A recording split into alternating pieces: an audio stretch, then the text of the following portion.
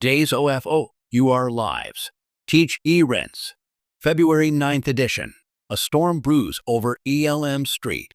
Salem, a town perpetually balanced on a knife edge between romance and ruin, is experiencing one of its rare, deceptively calm moments.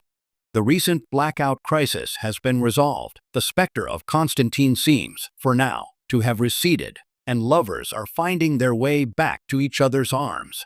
Yet, as any seasoned Salemite knows, this tranquility is merely the deep breath before the plunge. And the epicenter of the coming tempest may very well be the city's heart and historic anchor, Julie Williams.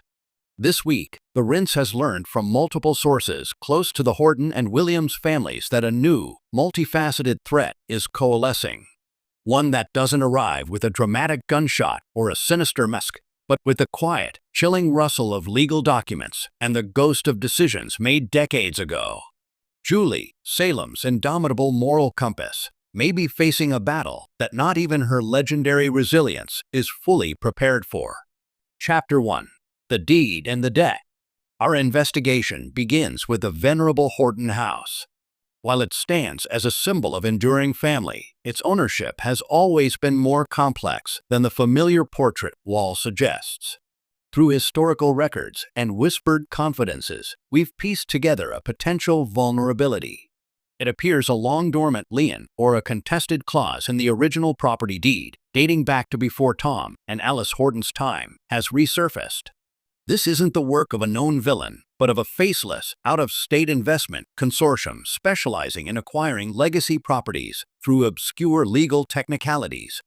Their representative, a sleek, unflappable woman named Gwendolyn Frost, has been spotted in town, not at the police station or the hospital, but at the county clerk's office, and notably, having quiet lunches at the bistro with none other than Everett Lynch.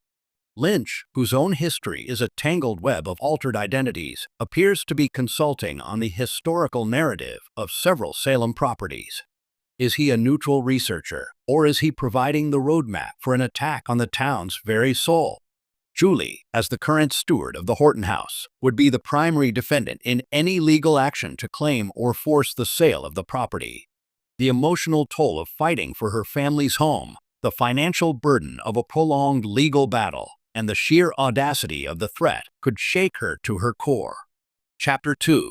The Ghost of Doug's Past. But the threat is not merely brick and mortar. Concurrent with this property intrigue, a figure from Doug Williams' past has begun making discreet inquiries. We're not talking about a former flame, but a business partner from his early, pre-Salem days in Las Vegas. The word on the street is that Doug and this individual, a charming but ruthless entrepreneur named Vic "The Slide" Margolis, co-founded a small, successful nightclub. When Doug met Julie and chose a new life, he believed he'd bought Margolis out cleanly. New information suggests otherwise. Margolis, now facing serious legal troubles of his own, is allegedly claiming Doug's buyout was secured with funds from a loan that was never fully repaid, implicating Doug, and by extension, Julie, in a decades-old financial fraud. This isn't just about money, it's about reputation. Could Doug, Salem's beloved crooner, be accused of fraud? Could Julie's assets, including her interest in the Brady pub and her own savings, be frozen or seized in a civil suit? The scandal alone would be a weapon of mass destruction. Chapter 3. The Human Element, a Fractured Front. The true genius of this brewing crisis is its ability to exploit existing fissures within the family. Julie's grandson, Eli Grant, is distracted by his new role as commissioner and the complexities of his marriage to Lonnie. Sonny is in Los Angeles, managing his business empire. Abigail's absence is a perpetual wound. And whom does Julie traditionally lean on? Maggie Kyriakis and Kate Roberts. Here lies another twist. Kate's current entanglement with Clyde Weston, however strained, provides a potential back channel for information. Clyde, with his vast network of underworld contacts, may already be aware of the Slide Margolis. Would he use this information to help Julie, to gain favor with Kate, or as leverage for his own ends?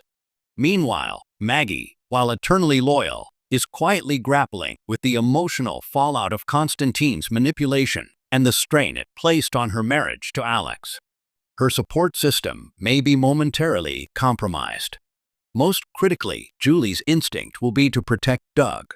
She may try to shoulder the Horton House legal battle alone, hiding its severity from him, just as he may try to disappear to Las Vegas to handle the slide without alarming her.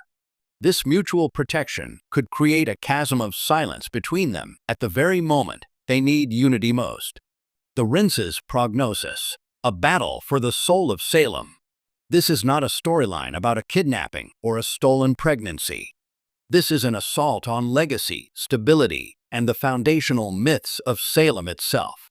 The Horton House is not just a building, it's where hope was born for generations.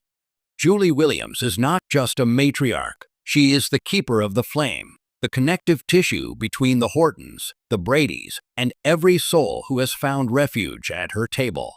Gwendolyn Frost and Vic Margolis represent a new kind of evil for Salem, impersonal, corporate, and legally shielded. They don't want Julie dead, they want what she represents erased, commodified, and sold to the highest bidder. They want to rewrite history with a signature on a dotted line. Will Salem rally? This crisis could force unlikely alliances. Xander Kyriakis, with his unique moral code and love for Maggie, might find himself using his old skills to dig up dirt on the consortium. Paulina, as mayor, could declare the Horton House a historical landmark, creating a legal barrier. Steve Johnson Patch could be dispatched to lean on Margolis. And in the eye of the storm, Julie and Doug's love story, the greatest Salem has ever known, will face its most unconventional test. One thing is certain, the fight for 340 Maple Street is about to become the fight for the soul of Salem. And when the gavel falls or the final document is signed, nothing on Elm Street will ever be the same again.